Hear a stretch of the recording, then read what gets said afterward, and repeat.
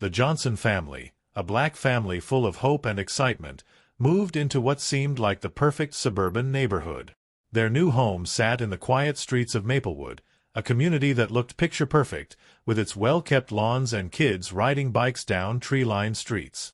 However, their arrival stirred unexpected tension, especially from one long-time resident, Mrs. Thompson. Not long after settling in, the Johnsons decided to throw a welcoming barbecue to meet their neighbors. It was a friendly gesture, a way to break the ice and get to know the people around them. But things didn't go as planned, and before the event was over, tensions exploded. A 911 call was made, and when the police showed up, the entire neighborhood was left in shock.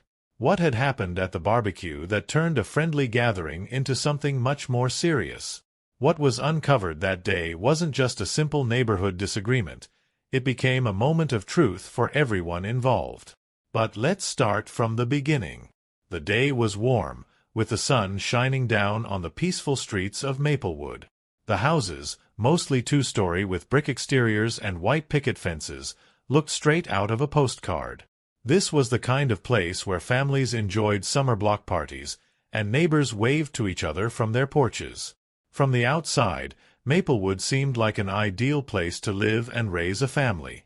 But like many seemingly perfect places, not everything was as harmonious as it appeared. Underneath the friendly smiles and tidy appearances, there were underlying tensions in the neighborhood, especially among the longtime residents who were wary of change. For them, new families moving in, especially families who didn't quite fit their idea of what Maplewood should be, created discomfort. The Johnson family had no idea about this as they arrived in their car, excited to start a new chapter of their lives on Birchwood Lane. Michael Johnson, the father, was a strong and composed man with broad shoulders and a quiet confidence.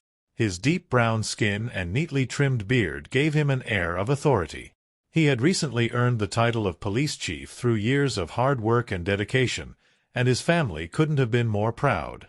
His wife, Angela, was a graceful and kind-hearted woman, loved by her students for her caring and patient nature. She worked as a schoolteacher, and her warm smile made everyone around her feel at ease. Their two children, Jasmine and Kevin, were just as vibrant. Jasmine, at 13, was growing into a confident young woman, while Kevin, 8, was full of energy and curiosity. The Johnsons had searched long and hard for the perfect home, and when they found the house on Birchwood Lane, they knew it was the one.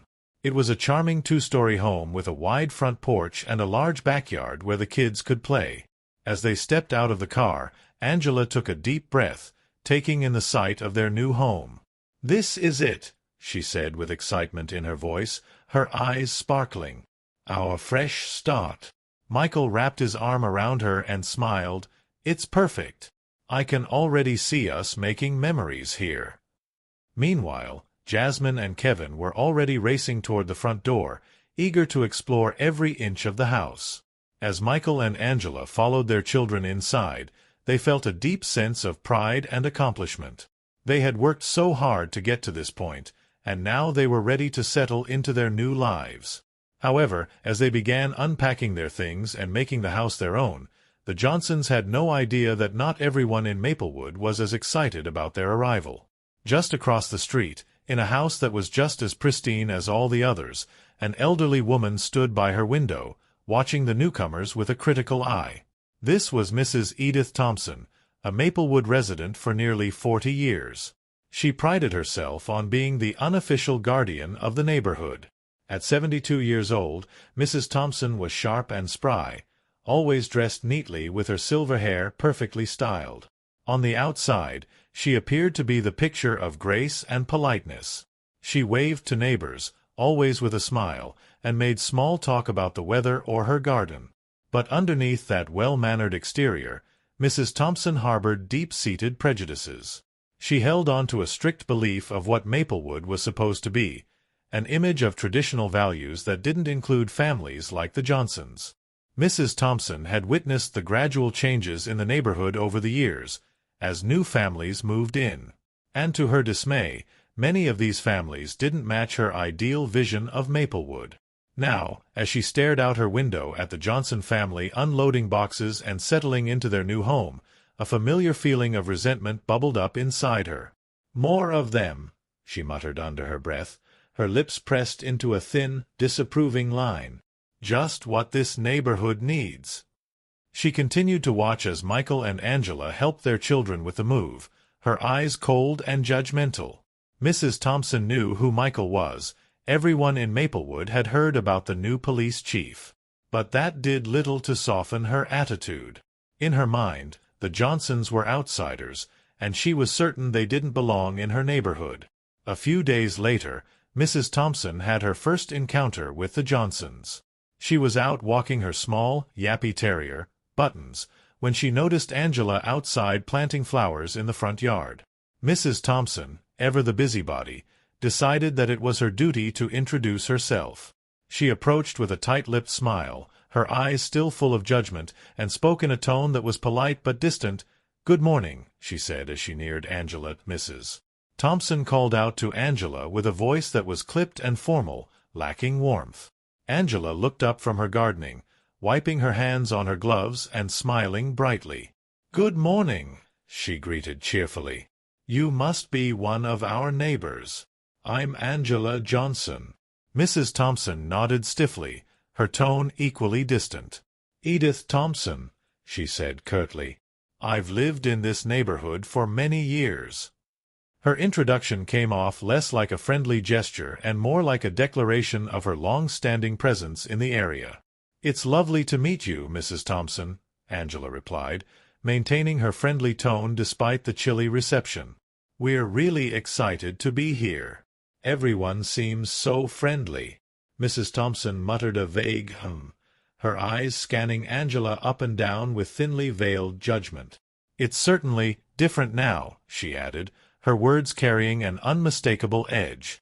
Angela's smile faltered for just a moment, but she quickly regained her composure. She chose to keep the conversation light. "Change can be good, don't you think?" she asked, hoping to find some common ground. Mrs. Thompson didn't seem to agree. "Perhaps," she said flatly, her tone clearly suggesting otherwise. She glanced down at the flowers Angela had been planting. "Those are nice. I hope they grow well in this soil." "Me too," Angela replied, her smile growing more tentative. She sensed the tension but kept her tone pleasant. "I'm still getting used to the garden. Do you have any tips?" Mrs. Thompson gave a slight shrug, already appearing disinterested. "Just make sure you water them properly," she said, her response vague and indifferent. "Well, I must be going. Good day, Mrs. Johnson." "Good day, Mrs. Thompson," Angela replied, watching the older woman walk away, her back straight with an air of superiority. Angela couldn't shake the feeling that Mrs. Thompson's coldness wasn't just a matter of being unfriendly. It seemed much deeper, like disapproval. As Mrs. Thompson walked away, she felt a smug sense of accomplishment. In her mind, she had done her duty as a neighbor by introducing herself. But she had also sent a clear message. She wasn't going to make things easy for the Johnson family. They would need to earn their place in Maplewood, and she doubted that would happen any time soon. Over the next few days, the Johnsons tried to engage with their neighbors, hoping to build connections. Some people were friendly and welcoming, but others were distant, offering only polite hellos and brief conversations. It was subtle, but both Michael and Angela began to notice a tension in the air that they couldn't quite explain.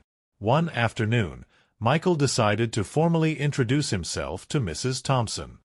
He had seen her a few times, usually walking her dog or tending to her rose bushes, but hadn't yet had the chance to speak to her. Hoping to break the ice, he walked across the street and knocked on her door. When Mrs. Thompson opened it, Michael smiled warmly. "Good afternoon, Mrs. Thompson," he said in a friendly tone. "I'm Michael Johnson, your new neighbor." Mrs. Thompson looked up at him, her face giving away nothing. "Yes, I've seen you around," she replied coolly. "I suppose you're settling in." "We are, thank you," Michael said, still smiling despite her unwelcoming response. "It's a lovely neighborhood." We're looking forward to being part of the community." Mrs. Thompson nodded slowly, her expression remaining unreadable. "I hope you find it to your liking," she said, though her tone implied she didn't particularly care whether they did or didn't. Michael gave a soft chuckle, trying to ease the awkwardness. "I'm sure we will. It's a big change for us, but we're excited. If you ever need anything, don't hesitate to ask." "Thank you," Mrs. Thompson said, though there was no warmth in her voice. "I'll keep that in mind." Sensing the conversation had come to an end, Michael nodded politely. "Well, it was nice meeting you, Mrs. Thompson. I'll let you get back to your day." "Good day, Mr. Johnson," Mrs. Thompson said, closing the door without another word. As Michael walked back to his house, he couldn't shake the feeling that something wasn't right. Mrs. Thompson had been polite, but there was a sharpness beneath her words, as if she was merely tolerating their presence rather than welcoming them. It left him feeling unsettled. Angela noticed the same thing when Michael told her about the interaction. "She wasn't very friendly, was she?" Angela remarked. "Not really," Michael admitted. "But maybe she's just set in her ways. I'm sure she'll warm up eventually." Angela nodded, though she didn't seem entirely convinced. There was something about Mrs. Thompson that made her uneasy, and it wasn't just the woman's frosty demeanor. It was the way she looked at them, as if they were outsiders intruding on her space. As the days passed, the Johnsons continued to settle into their home, making improvements and getting familiar with the area. The children started school, and Michael dove into his new responsibilities as police chief. Despite the underlying tension, life in Maplewood was slowly finding its rhythm for the Johnson family. They participated in community events, explored the local parks, and even hosted a small housewarming party for a few of their neighbors. But the subtle exclusion from Mrs. Thompson persisted. She barely acknowledged them when they crossed paths, and on more than one occasion she forgot to invite them to neighborhood gatherings. Then there were the small, passive-aggressive comments she made during brief interactions. "One day," she remarked, "your children are so well-behaved," her tone loaded with surprise. "You must be very strict with them." Angela, sensing the implication behind her words, forced a tight smile. "We believe in raising them with respect and love," she said firmly. "Just like any other parent." Mrs. Thompson's eyes narrowed slightly. "Of course," she replied, before swiftly changing the subject. It was clear that, in her mind, the Johnsons weren't just like any other family. And for her, that was a problem. "They might get to see who we really are, instead of making assumptions," Michael added. His family smiled in agreement, sensing the excitement and hope in the air. Angela began planning the event immediately, her creative mind buzzing with ideas. "We'll have burgers, hot dogs, maybe even some grilled chicken," she said, jotting down notes. "I can make a few sides, potato salad, coleslaw, and maybe some homemade lemonade." Jasmine, already excited about the gathering, chimed in, "I'll help with decorations. We can set up a little game station for the kids." Kevin, though not as vocal, smiled. "I can help with the setup, too." Michael felt a sense of joy as he saw his family come together to plan the barbecue. It wasn't just about the food or the games. It was about making a genuine effort to connect with the community, even with those who seemed distant, like Mrs. Thompson. As the week went by, invitations were sent to each house on the block, including Mrs. Thompson's. Angela hand-delivered it herself, hoping the personal touch would soften the older woman's icy demeanor. When she knocked on Mrs. Thompson's door, Buttons barked frantically in the background, and after a moment Mrs. Thompson opened the door slightly. "Good morning, Mrs. Thompson," Angela said with a warm smile. "We're hosting a neighborhood barbecue this weekend, and we'd love for you to join us. It's a small gathering to celebrate Michael's new role as police chief and to get to know everyone better." Mrs. Thompson stared at the invitation for a moment, her expression unreadable. "A barbecue, you say?" she asked, her tone cold but polite. "Yes," Angela replied, still smiling. It would be great if you could come.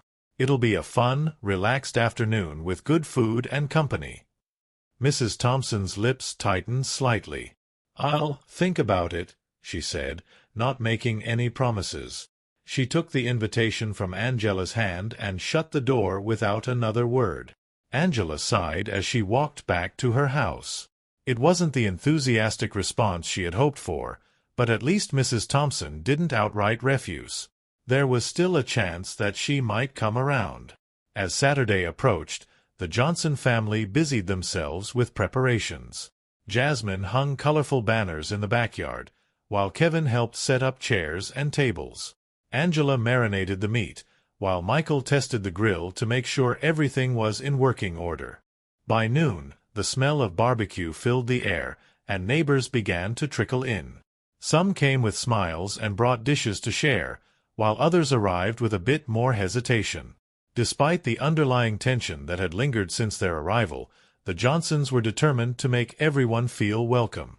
As the party got into full swing, laughter and conversation filled the yard. Jasmine and Kevin played games with the neighborhood kids, while Michael mingled with the adults, chatting about work, local events, and life in Maplewood.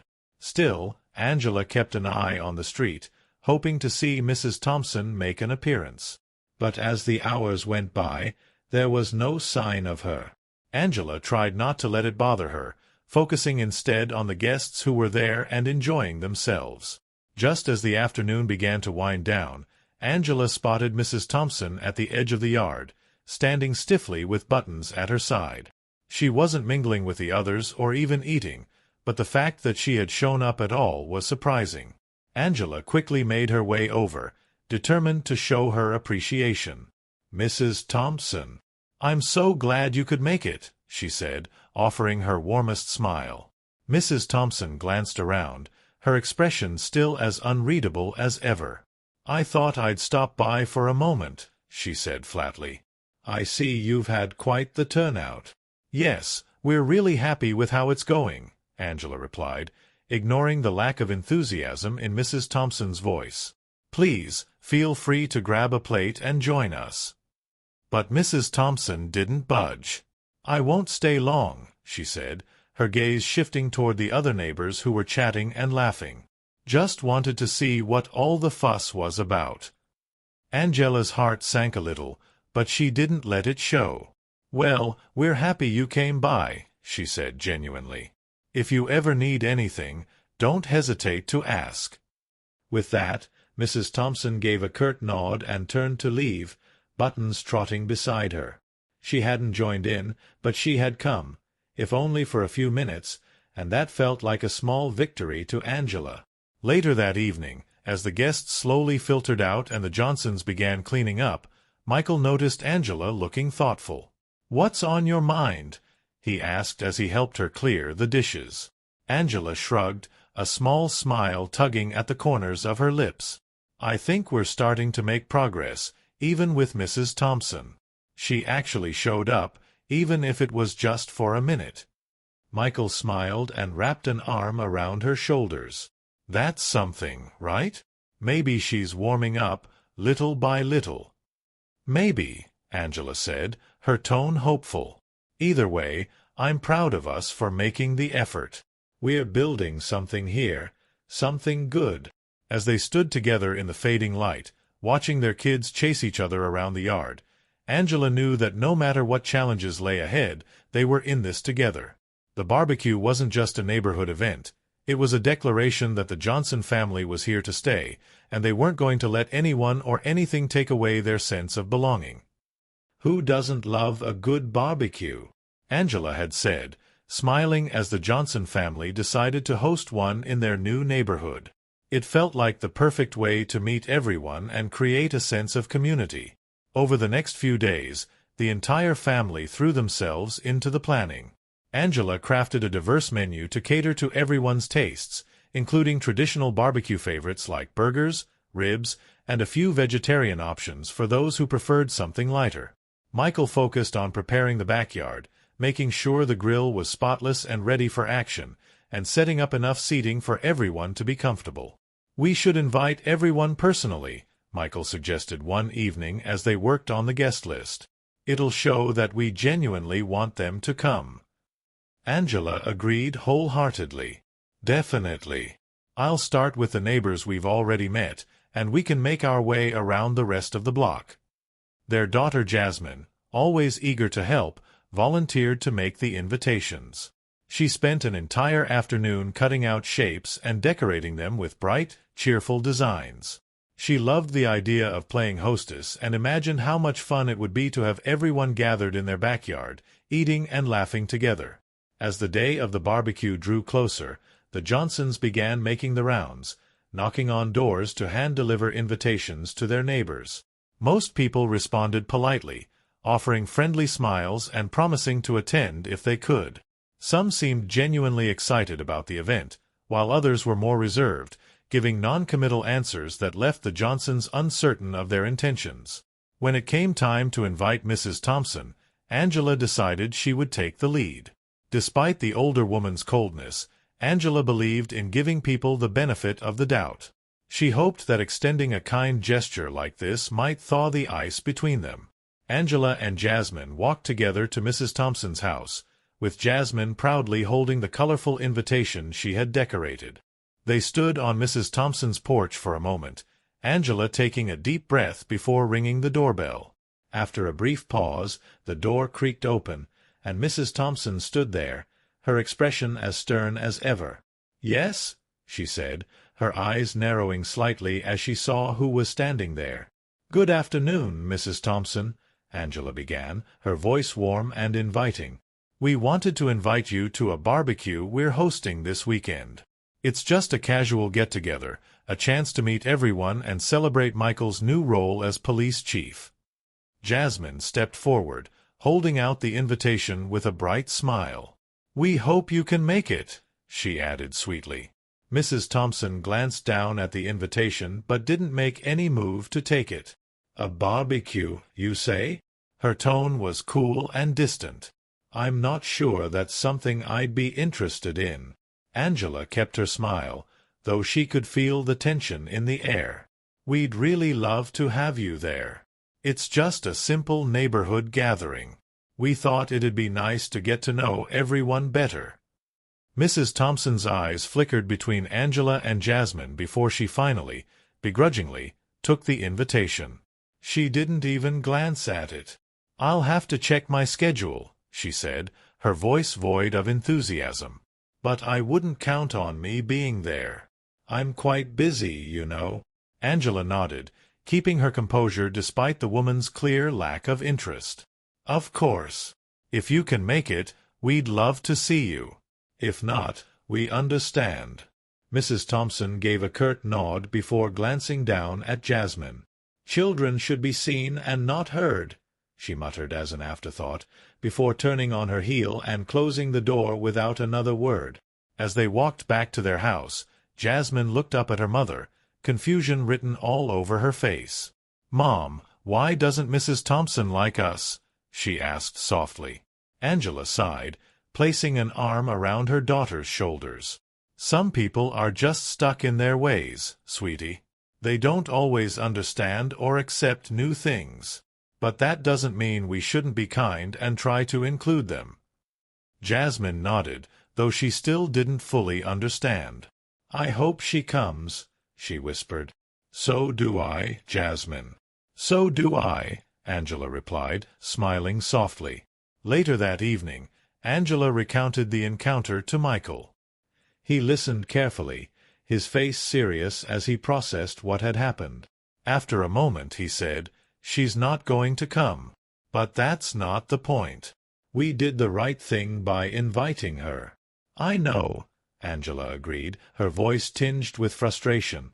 "I just wish she could see that we're not here to change anything. We just want to be part of the community."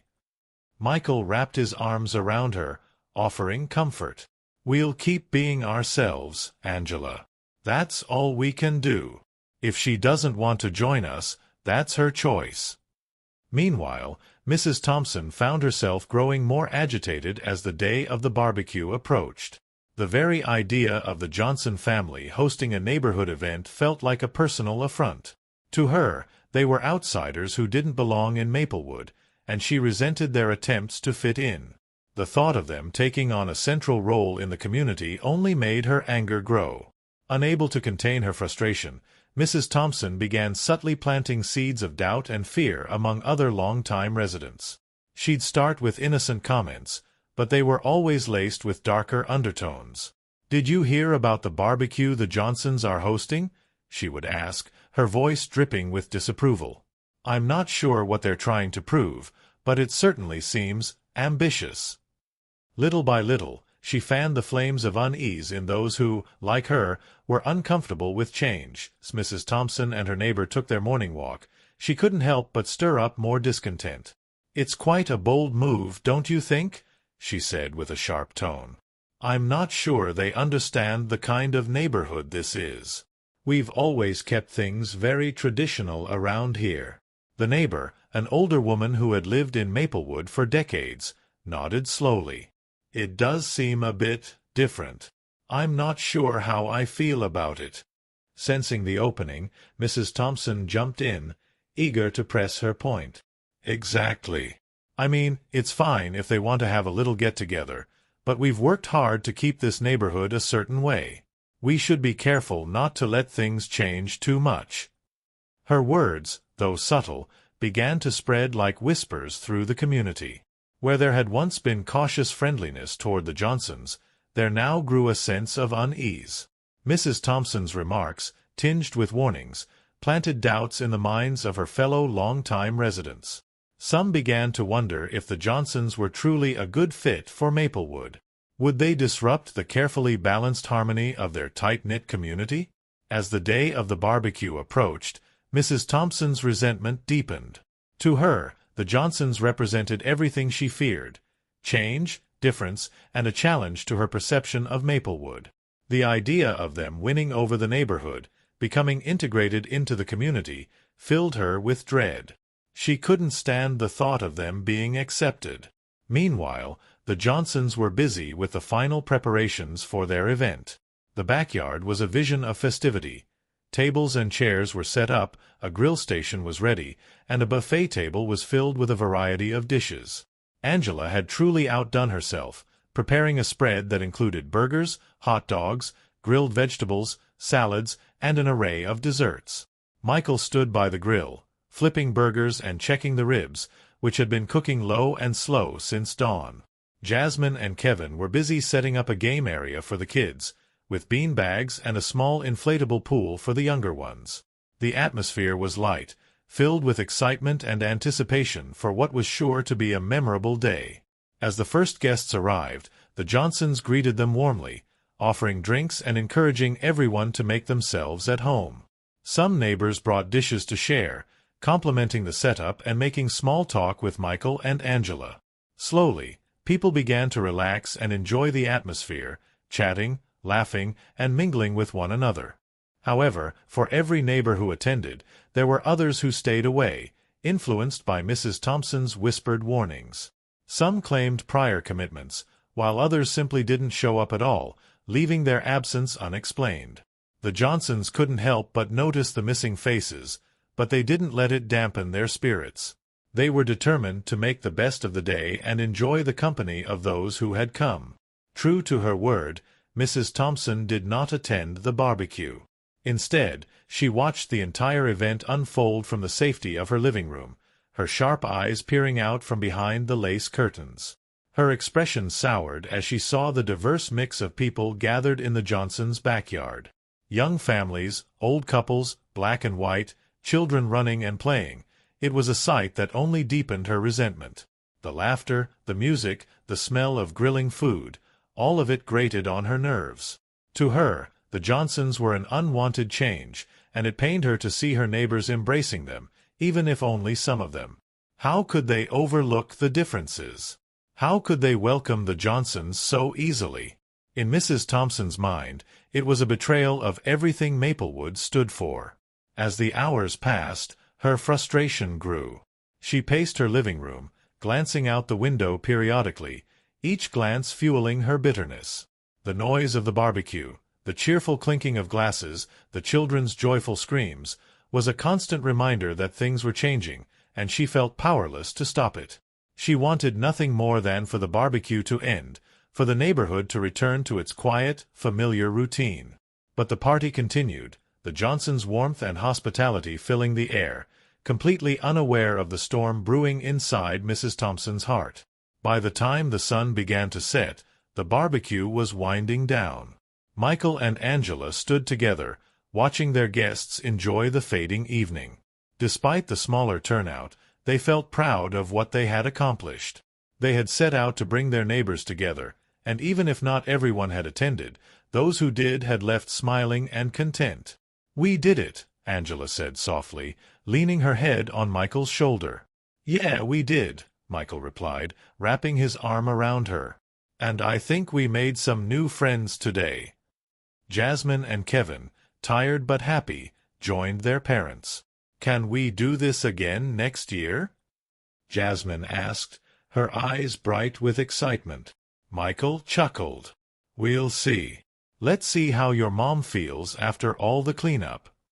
Angela laughed softly. "We'll think about it, Jasmine. But for now, let's just enjoy this moment." As the Johnson family stood together, united in their love and resilience, they were unaware of the deeper conflict that was brewing. Mrs. Thompson's growing resentment had reached a boiling point, and the Johnsons were soon to find themselves at the center of a confrontation they never anticipated. For now, though, in the warmth of the setting sun and the fading sounds of their guests' laughter, the Johnsons felt content. They had taken a step toward becoming part of the community, and they were hopeful that, in time, others would follow. But across the street, Mrs. Edith Thompson sat by her window, staring at the barbecue as it continued into the evening, her eyes narrow with disdain. Mrs. Thompson watched from her window as the Johnsons' guests arrived, listening to the joyful laughter and upbeat music filtering through the air. Each moment gnawed at her, intensifying her anger.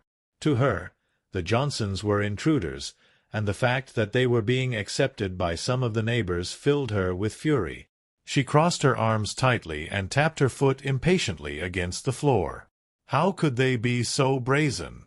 How could they think they could throw a big party and act like they belonged here?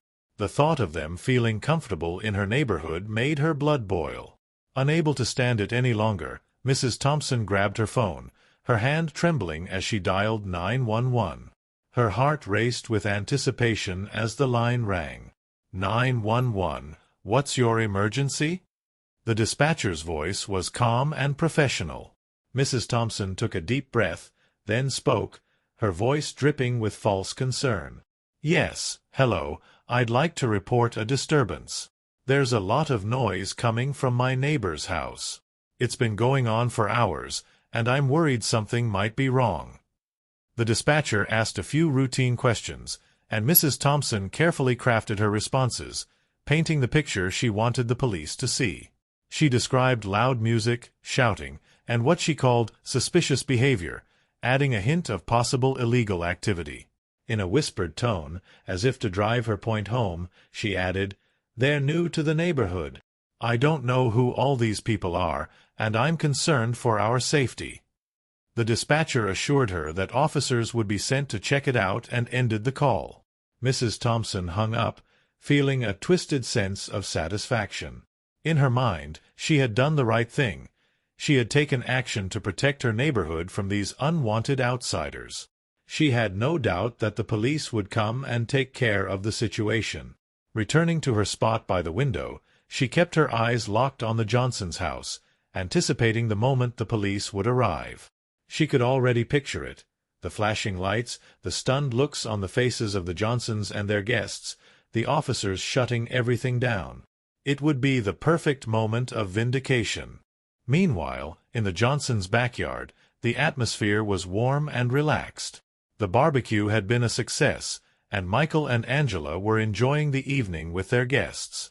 Neighbors were deep in conversation with Michael, talking about his new role as police chief and getting to know him on a personal level. Others chatted with Angela, who shared stories about their move and their hopes for settling into the community. Jasmine and Kevin were playing with a group of neighborhood kids, their laughter filling the air, while the smell of grilled food lingered around them. Angela glanced over at Michael and smiled, feeling proud of her husband. He was in his element, connecting with people and making everyone feel at ease. This was exactly what they had hoped for, a chance to build a life in Maplewood and be part of something meaningful. But that peace was about to be shattered. At the police station, the dispatcher relayed Mrs. Thompson's call to 2 officers on duty. It seemed like a routine noise disturbance complaint, and the officers grabbed their gear, not expecting much. They'd handled noise complaints before, and most of the time, it was just a matter of asking people to turn down the music or keep things quiet. They didn't think much of the situation as they drove through the quiet streets of Maplewood. As they neared the address, one officer glanced at his partner. "Isn't this the area where the new police chief moved in?" he asked. The other officer shrugged. "Yeah, I think so. Not sure, though." As they approached the Johnsons' house, they could hear the faint sound of music and laughter, nothing out of the ordinary for a neighborhood barbecue. But they still had to investigate. The flashing lights from their car reflected off the nearby houses as they pulled up to the curb in front of the Johnsons' home.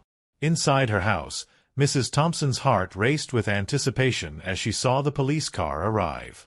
She leaned closer to the window, her breath catching in her throat. This was it, the moment she had been waiting for.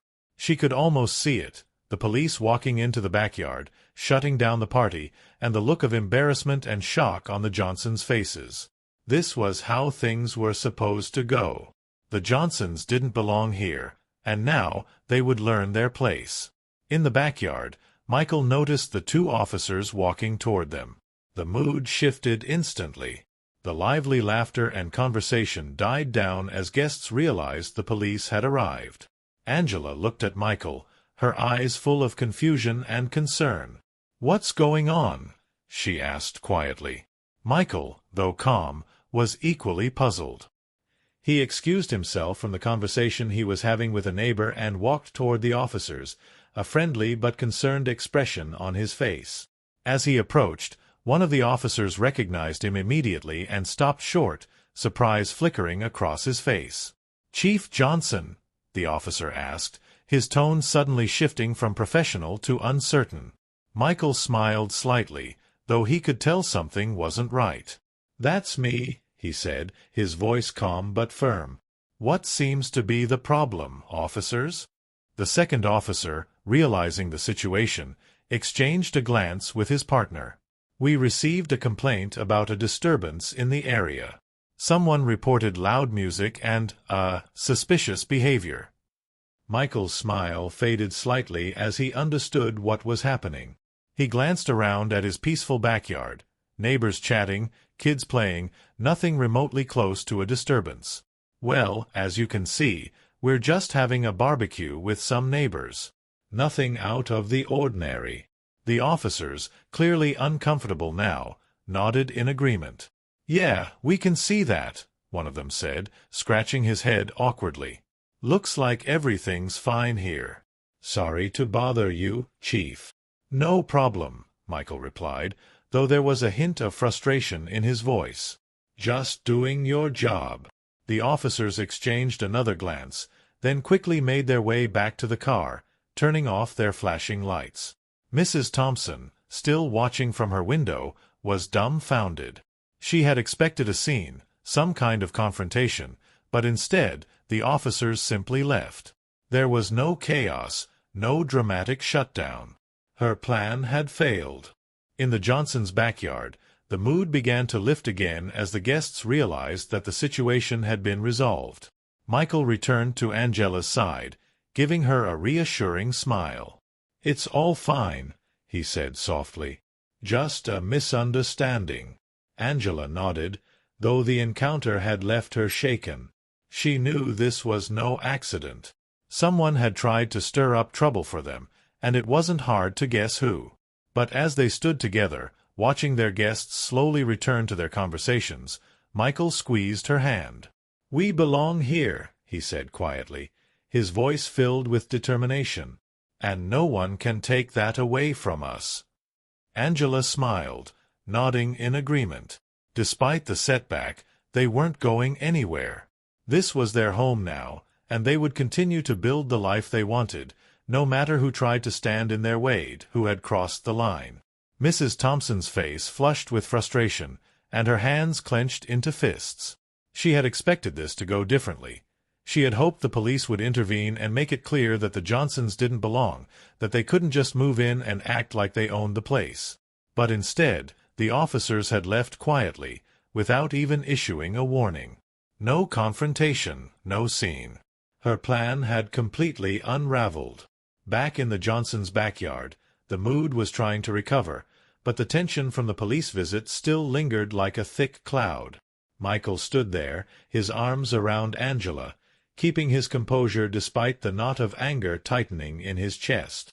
He had faced this type of situation many times in his career, but never in the space that was supposed to be his safe haven, his own home. Angela exhaled deeply, her mind still reeling from the shock of the situation. "I can't believe this," she whispered, her voice filled with hurt and disbelief. "Why would anyone do this?" Michael, still holding her close, sighed deeply. "It's the same reason we moved into this neighborhood, to show them that we belong just as much as anyone else," he said quietly, knowing all too well the realities they were facing. "But sometimes, people just don't want to accept that."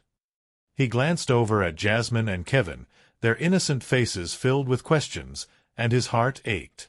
He had hoped they wouldn't have to face these harsh truths so soon, that their world could remain simple and carefree a little longer. But now, here it was, right in front of them. Kevin had approached first, his voice small and uncertain. "Daddy, why were the police here?" Michael knelt down to his son's level, managing a reassuring smile despite the turmoil inside. "It's okay, buddy. Someone made a mistake, and the police came just to make sure everything was all right. Everything's fine now." Jasmine, older and more aware, wasn't as easily reassured. "But why would someone call the police on us?" "We weren't doing anything wrong," she said, the confusion and unfairness of it all clearly bothering her. Michael sighed, wanting to shield her from the complexities of the world. "Sometimes, people get scared of things they don't understand," he explained gently. "And when they're scared, they make bad decisions. But what's important is that nothing bad happened, and we're all safe." Jasmine seemed to accept his words for now, though he could tell she wasn't entirely satisfied. Kevin still looked puzzled but nodded, trusting his father's words. Angela bent down, kissing both of their foreheads softly. "Why don't you two go play with your friends now? Everything's okay." The children hesitated, still sensing the weight of the situation, but eventually ran off to join their friends. They kept glancing back at their parents, though, as if they were trying to make sense of the change in atmosphere. The light-heartedness of the afternoon had dimmed, replaced by a quieter, more reflective mood. As Michael watched his children, he couldn't shake the feeling of disappointment. They had tried to make the best of things, to create a sense of belonging and community, but there were always forces working against them. He and Angela had worked so hard for this life, and yet there were still people, like Mrs. Thompson, who didn't see them as equals. Angela touched his arm gently, pulling him from his thoughts. "We'll be okay," she said, her voice calm but resolute. "We'll get through this." Michael nodded, appreciating her strength. "I know," he said. "But it's exhausting, always having to prove ourselves." Across the street, Mrs. Thompson continued to watch the Johnsons, her frustration boiling over. Everything had gone wrong. She had hoped to use this incident to send a message, but instead, it seemed that nothing had changed. If anything, she had only exposed herself as the instigator. And worse, the Johnsons hadn't been driven away, they had stood their ground. The fear crept in slowly as she realized what this could mean. Now the Johnsons knew someone in the neighborhood had called the police on them, and they likely suspected her. Her heart raced as she began to realize the repercussions of what she had done. If the Johnsons chose to speak out, Or worse, if they rallied the other neighbors against her, she could become the outcast. Her hands shook slightly as she pulled away from the window. For the first time in a long while, she felt unsure of her place in the neighborhood. All these years, she had prided herself on being the gatekeeper of Maplewood, the one who upheld its traditions and values. But now, she wasn't so sure. In her attempt to drive the Johnsons out, she had only managed to strengthen their resolve, and the thought of facing the consequences filled her with dread. In the Johnsons' backyard, the mood began to lift again as the guests realized that the situation had been resolved. Michael returned to Angela's side, giving her a reassuring smile. "It's all fine," he said softly. "Just a misunderstanding." Angela nodded, though the encounter had left her shaken. She knew this was no accident. Someone had tried to stir up trouble for them, and it wasn't hard to guess who. But as they stood together, watching their guests slowly return to their conversations, Michael squeezed her hand. "We belong here," he said quietly, his voice filled with determination. "And no one can take that away from us." Angela smiled, nodding in agreement. Despite the setback, they weren't going anywhere. This was their home now, and they would continue to build the life they wanted, no matter who tried to stand in their way, who had crossed the line. Mrs. Thompson's face flushed with frustration, and her hands clenched into fists. She had expected this to go differently. She had hoped the police would intervene and make it clear that the Johnsons didn't belong, that they couldn't just move in and act like they owned the place. But instead, the officers had left quietly, without even issuing a warning. No confrontation, no scene. Her plan had completely unraveled. Back in the Johnsons' backyard, the mood was trying to recover, but the tension from the police visit still lingered like a thick cloud. Michael stood there, his arms around Angela, keeping his composure despite the knot of anger tightening in his chest. He had faced this type of situation many times in his career, but never in the space that was supposed to be his safe haven, his own home. Angela exhaled deeply, her mind still reeling from the shock of the situation. "I can't believe this," she whispered, her voice filled with hurt and disbelief. "Why would anyone do this?" Michael, still holding her close, sighed deeply.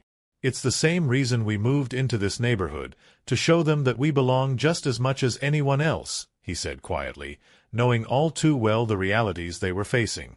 "But sometimes, people just don't want to accept that." He glanced over at Jasmine and Kevin, their innocent faces filled with questions, and his heart ached. He had hoped they wouldn't have to face these harsh truths so soon, that their world could remain simple and carefree a little longer. But now, here it was, right in front of them.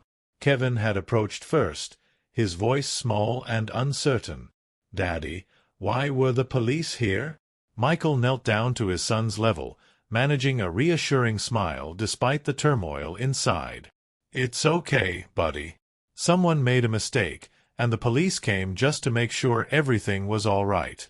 Everything's fine now." Jasmine, older and more aware, wasn't as easily reassured. "But why would someone call the police on us?" "We weren't doing anything wrong," she said, the confusion and unfairness of it all clearly bothering her. Michael sighed, wanting to shield her from the complexities of the world. "Sometimes, people get scared of things they don't understand," he explained gently. "And when they're scared, they make bad decisions. But what's important is that nothing bad happened, and we're all safe." Jasmine seemed to accept his words for now, though he could tell she wasn't entirely satisfied. Kevin still looked puzzled but nodded, trusting his father's words. Angela bent down, kissing both of their foreheads softly. "Why don't you two go play with your friends now? Everything's okay." The children hesitated, still sensing the weight of the situation, but eventually ran off to join their friends. They kept glancing back at their parents, though, as if they were trying to make sense of the change in atmosphere. The light-heartedness of the afternoon had dimmed, replaced by a quieter, more reflective mood. As Michael watched his children, he couldn't shake the feeling of disappointment. They had tried to make the best of things, to create a sense of belonging and community, but there were always forces working against them. He and Angela had worked so hard for this life, and yet there were still people, like Mrs. Thompson, who didn't see them as equals. Angela touched his arm gently, pulling him from his thoughts. "We'll be okay," she said, her voice calm but resolute. "We'll get through this." Michael nodded, appreciating her strength. "I know," he said, "but it's exhausting, always having to prove ourselves."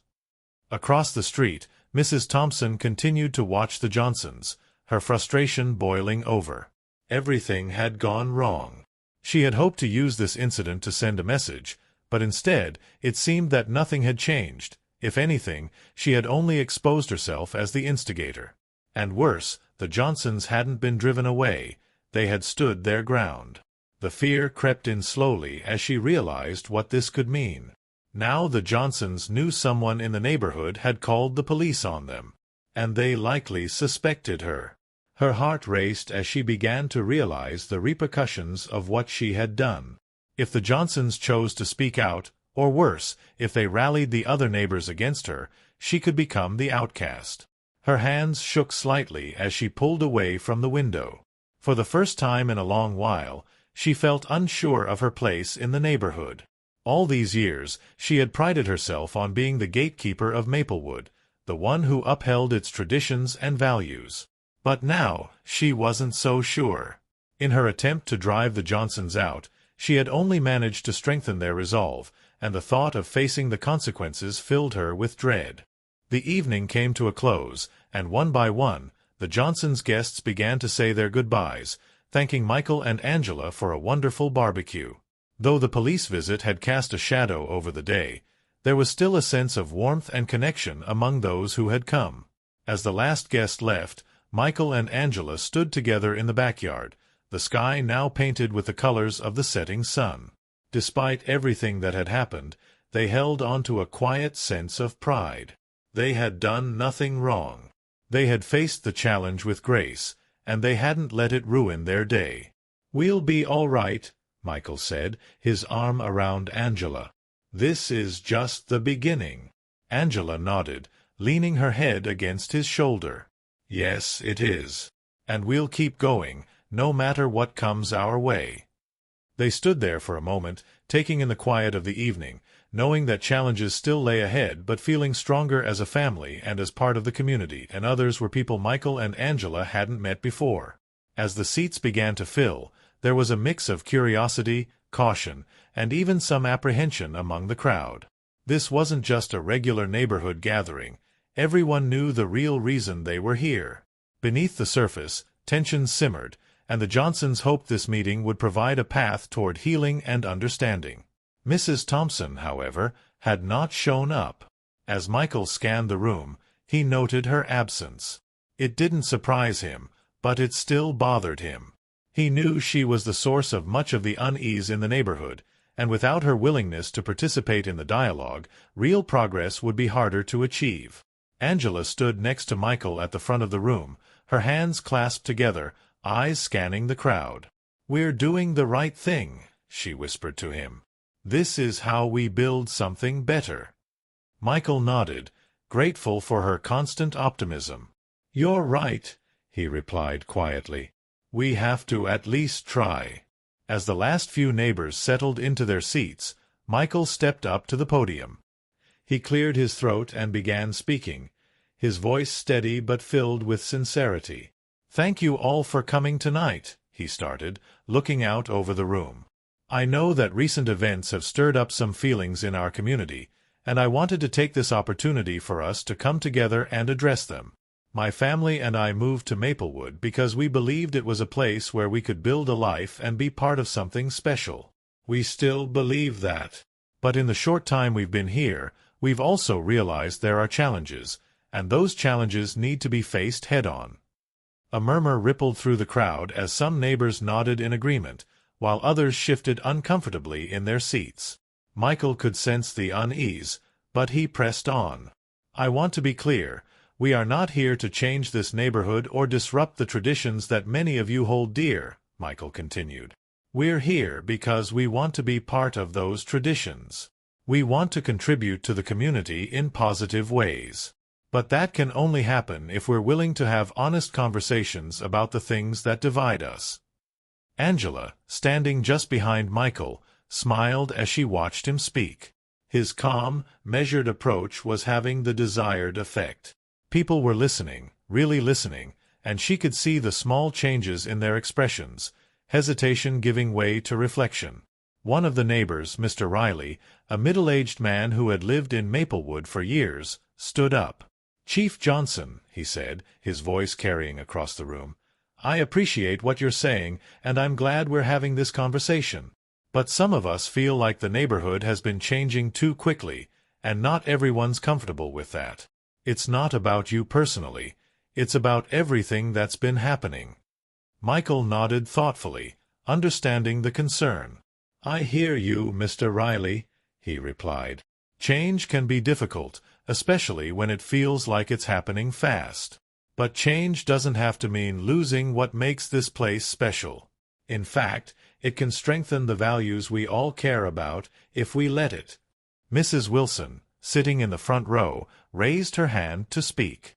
"I've been in this neighborhood for 40 years, she said, her voice gentle but firm. "And I've seen it change in many ways, not just recently. But I've also seen how new families can bring life and energy into a community. What matters is how we respond to those changes. The Johnsons have shown nothing but kindness, and I believe they deserve a fair chance, just like anyone else." Her words seemed to resonate with the crowd. A few neighbors murmured in agreement, while others remained quiet but attentive. Michael took a deep breath, feeling the weight of the moment. "I know some of you might have concerns, and I want to address them. My door is always open. I invite you to come and talk to me directly if you have any questions or worries. We're all neighbors, and we should be able to talk to each other." As the meeting continued, more voices chimed in, some hesitant, some supportive. Angela could see that, while not everyone had fully let go of their reservations, they were at least starting to engage in the conversation. It was a small but important step forward. By the end of the evening, there was a noticeable shift in the room. The barriers that had been silently building between the Johnsons and some of the residents were beginning to crack, even if just a little. As neighbors began to file out, many of them stopped to shake Michael's hand or offer words of support to Angela. Mrs. Wilson lingered behind, walking up to the couple with a warm smile. "You both did a wonderful job tonight," she said, squeezing Angela's hand. "Change takes time, but I believe this is a step in the right direction." "Thank you, Mrs. Wilson," Angela replied, feeling encouraged by the older woman's words. "We're hopeful, too." As the last of the neighbors left the recreation center, Michael and Angela stood together, reflecting on the evening. "It's a start," Michael said, his voice quiet but hopeful. "It is," Angela agreed. "And we'll keep working at it, one step at a time." Though they knew there were still challenges ahead, especially with people like Mrs. Thompson lurking in the background, they also knew they had the strength to face whatever came next. Together, they had taken the first step in bridging the divide within their community, and that was something to be proud of. As they walked back to their car, hand in hand, under the clear night sky, Michael and Angela felt a renewed sense of purpose. The road ahead might be long, but they were ready for it. Together, they were building something stronger than fear or prejudice, something that would last. Mrs. Thompson sat in the back of the room, her posture stiff and her face a mixture of guarded apprehension and regret. The weight of her actions from the previous week hung heavily in the air. She was unsure how to navigate the situation, but her presence at the community meeting was a step forward. Meanwhile, Michael noticed her and acknowledged the anxiety in her demeanor, understanding that this was as difficult for her as it was for him and his family. When the meeting began, Michael stepped up to the podium, his body language a blend of confidence and openness. He made eye contact with as many people in the room as possible, silently conveying that this was a moment of truth for the entire community. The room quieted, the anticipation thick in the air. "Good evening, everyone," he began. Thank you for taking the time to be here tonight. My name is Michael Johnson, and I'm your new police chief. I know this past week has been challenging for many of us, and I wanted to take this opportunity to address some of the issues that have come to light. He paused, letting his words sink in. The weight of the previous week's incident was fresh in everyone's minds. Michael continued, his voice steady but earnest. As many of you know, there was an incident at my family's barbecue last week. A complaint was made, and the police responded. I want to be clear. My family and I are committed to ensuring the safety and well-being of everyone in this community. But beyond that, we need to address the underlying issues that led to that call. He scanned the room, seeing a mix of emotions reflected in the faces of his neighbors, some nodding in agreement, others unsure of what to think. This neighborhood has always prided itself on being welcoming and inclusive, Michael continued. But incidents like this show us that we still have work to do. We must ensure that every person, regardless of their background, feels they belong here. Michael's words resonated with many in the room. There were subtle nods, and a sense of quiet agreement spread through the crowd. He spoke about respect, understanding, and how deeply ingrained prejudices, whether blatant or subtle, could tear apart the fabric of a community if left unchecked. When he finished, Michael opened the floor to questions and comments. The room buzzed with a mix of anticipation and uncertainty. Some neighbors were eager to express their thoughts, while others hesitated, unsure how to approach the sensitive topic. Mrs. Wilson, the kind elderly woman who had been a steadfast supporter of the Johnsons, stood up first. I want to thank you, Chief Johnson, for organizing this meeting, she said, her voice calm but firm. It's important that we talk about these issues openly. I've lived here for over 30 years, and I've always believed that Maplewood should be a welcoming place for everyone, no matter where they come from. Her words were met with murmurs of agreement, and Michael smiled at her warmly. Thank you, Mrs. Wilson. Your support means the world to us. Next, Mr. Ramirez, a longtime resident, stood up. This is bigger than just one person or one event, he said. We need to acknowledge that as a community, we have a responsibility to stand by each other. We can't let fear or ignorance divide us. Michael nodded, appreciative of Mr. Ramirez's insight. You're absolutely right. This is about more than one incident. It's about how we move forward as a united community. As the discussion continued, several neighbors shared their own experiences, stories of discrimination, misunderstandings, and moments of prejudice that had previously been ignored or brushed aside. The conversation was emotional, at times uncomfortable, but it was exactly what was needed to begin the healing process. Then, unexpectedly, Mrs. Thompson stood up. Her voice shook slightly, but there was a determined edge to it. I want to apologize for what I did last week, she said, glancing nervously around the room. I made a mistake, and I see that now. I didn't think about how my actions would affect the Johnsons or the rest of the community. Michael looked at her, his expression a mix of empathy and firmness. Thank you for your honesty, Mrs. Thompson, he said. Apologies are an important first step, but actions will show the true change. We all need to work together to ensure that this neighborhood is a better place for everyone. Mrs. Thompson nodded, her expression somber. I understand, and I'm willing to do whatever it takes to make amends. In the weeks that followed, the sense of unity in the neighborhood grew stronger. The meeting had ignited a new commitment among many residents to build a more inclusive community. Michael and Angela took the lead in organizing additional events and activities that encouraged neighbors to get to know one another and strengthen their bonds. One such event was a neighborhood block party, an idea spearheaded by Michael and Angela to celebrate the diversity within their community.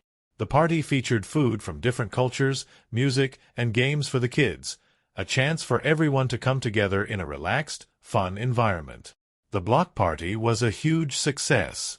Neighbors who had once been distant or hesitant began mingling and engaging with one another. Michael and Angela made it a point to chat with as many people as possible, listening to their concerns, sharing their experiences, and, most importantly, building new friendships.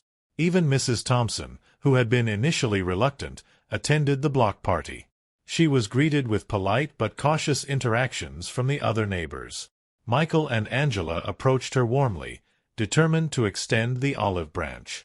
"We're glad you could make it, Mrs. Thompson," Angela said with a welcoming smile as she offered her a plate of food.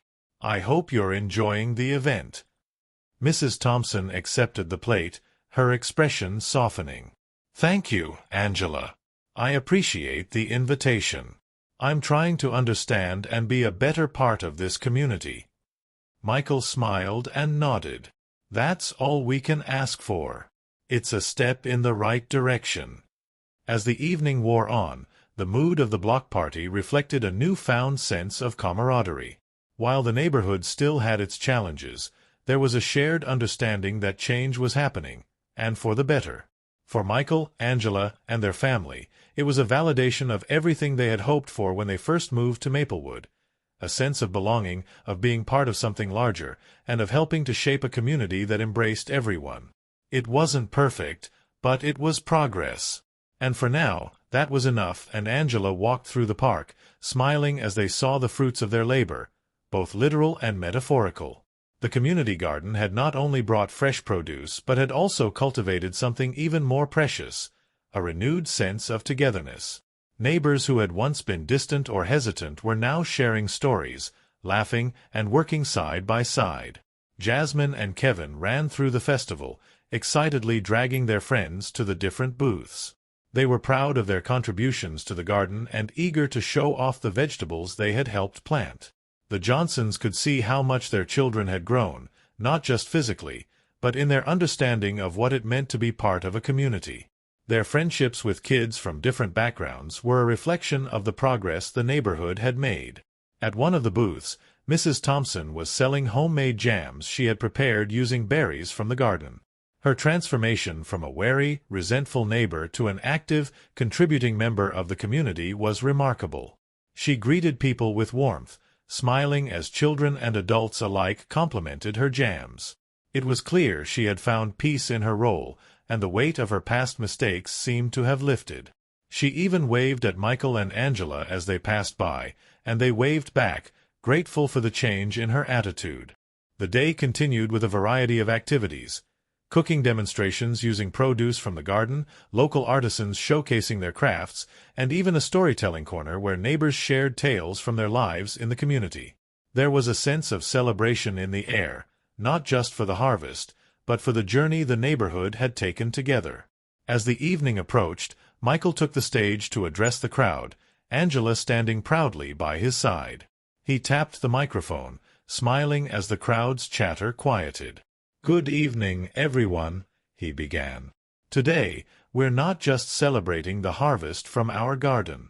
We're celebrating the growth of our community. When we first started this project, we hoped it would bring people together, and seeing you all here today, I know we've succeeded." The crowd applauded, and Michael continued, "This garden represents more than just food. It represents cooperation, understanding, and the power of community. It reminds us that, no matter our differences, we can work together to create something beautiful." Angela then stepped forward, adding, "We couldn't have done this without all of you, every person who volunteered, every donation, every kind word of encouragement. This is what happens when a community comes together." The applause that followed was loud and heartfelt. People cheered, clapped, and nodded in agreement, their faces beaming with pride. As the sun set, the festival continued under string lights that twinkled in the trees, casting a warm glow over the park. Families sat together, sharing food and laughter, while children played nearby. The music played softly in the background, adding to the peaceful, joyous atmosphere. The Johnson family sat together on a picnic bench, reflecting on the incredible journey they had been on since moving to Maplewood. What had started as a difficult and painful experience had blossomed into something beautiful. They had found their place in the neighborhood, not by forcing their way in, but by opening their hearts and leading with kindness, resilience, and determination. Angela looked at Michael, her eyes filled with gratitude. "We've come a long way, haven't we?" she said softly. Michael nodded, looking out at the vibrant scene before them. "We have," he agreed. "And it's not just us. This whole community has grown. We've all learned that together we can build something better."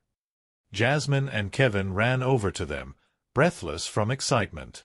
"This is the best day ever!" Kevin exclaimed, holding up a bag filled with vegetables and homemade treats. Jasmine grinned. "Can we do this every year, Mom?" Angela laughed, pulling her children close. "I think we can make that happen," she said, kissing the tops of their heads. As they sat together, watching the festivities around them, the Johnsons knew they had found something special in Maplewood. The community garden had become a symbol of unity, growth, and the strength of standing together in the face of challenges. And in that moment, surrounded by their neighbors, who were now friends, they felt a deep sense of belonging. The festival was winding down, but the bonds that had been forged in the months leading up to it were stronger than ever. The neighborhood had been transformed from a place of misunderstanding and division to a place of acceptance and celebration. And the Johnsons had been at the heart of that change, showing that with patience, resilience, and a commitment to what's right, a brighter future is always possible. As the stars twinkled above, the Johnsons knew that while their journey wasn't over, they were exactly where they were meant to be. They had planted the seeds of change, and the harvest had been more than they ever imagined. Michael and Angela walked through the lively crowd at the festival. They exchanged smiles and greetings with their neighbors, enjoying the vibrant atmosphere that the community garden had helped create. Mrs. Thompson approached them, her face reflecting a sincere warmth that was a far cry from her former self. She had taken on a significant role in organizing the festival, and it was clear that she felt proud of how far things had come. "I just wanted to thank you both for spearheading this project," Mrs. Thompson said, her voice filled with genuine gratitude. "It's been a wonderful experience, and I truly believe it has brought us all together." Michael smiled warmly, his heart swelling with pride at how much the neighborhood had transformed. "I'm glad to hear that, Mrs. Thompson. It's been a rewarding experience for all of us." Angela added, "We couldn't have done it without everyone's support. It's been amazing to see how this garden has brought people together." As the years passed, the community garden continued to thrive, becoming a cherished fixture in the neighborhood. It was more than just a place to grow vegetables and flowers. It was a gathering spot for seasonal festivals, educational workshops, and volunteer days. The garden became a symbol of unity, collaboration, and the community's commitment to inclusivity. Michael and Angela remained active participants, often leading gardening workshops and organizing events that kept the spirit of unity alive. They continued to advocate for understanding and inclusivity, using their experiences to inspire others in the neighborhood and beyond. Mrs. Thompson, who had once been resistant and antagonistic, had transformed completely. She not only volunteered regularly but also took on leadership roles, helping organize events and showing a genuine desire to contribute to the neighborhood's well-being. Her transformation was a powerful reminder that change, even in the most resistant individuals, was possible with time and effort. Jasmine and Kevin, who had grown up surrounded by the values of community and cooperation, actively participated in the garden as they grew older. They helped with planting and harvesting, and in the process, learned the importance of giving back and building lasting relationships. Their experiences reflected the positive changes that had taken root in the community, changes that emphasized inclusivity, respect, and a shared sense of purpose. The neighborhood, once fractured by prejudice and misunderstanding, had evolved into a model of unity and mutual respect. The community garden stood as a physical and symbolic reminder of what could be achieved when people came together with a shared vision of progress. It was a testament to the power of working together for the common good, and its lush greenery and thriving plants were a source of pride for all who contributed to its success. As Michael and Angela reflected on their journey, they felt an overwhelming sense of accomplishment. The road hadn't been easy. They had faced hostility, skepticism, and conflict. But through perseverance and a dedication to fostering understanding, they had not only helped transform the neighborhood but had also contributed to personal growth and healing within the community. The tensions and conflicts that had once loomed over the neighborhood were now memories of a time before inclusivity and understanding had taken root. The Johnsons had played a crucial role in that transformation, but they knew the journey wasn't over. There would always be work to do to maintain the progress they had made and continue building a stronger community. As they strolled through the garden, surrounded by vibrant blooms and the rich scent of herbs, Michael and Angela felt immense pride. They had faced adversity with grace and resilience, and their efforts had created a lasting legacy, a neighborhood that celebrated its diversity and fostered a sense of belonging for everyone. The story of the Johnsons was one of hope, transformation, and the power of coming together in the face of challenges. The community garden, with its thriving plants and shared efforts, stood as a lasting testament to the strength of unity and the importance of collective effort. The neighborhood had grown not just in numbers, but in spirit, cultivating a sense of inclusivity and belonging that would endure for generations to come.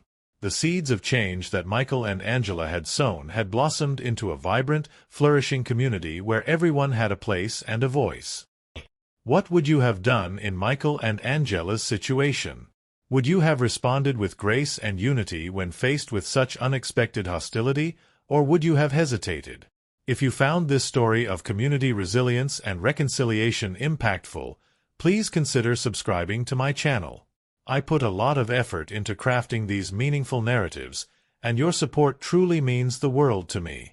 Thank you for being a part of this journey.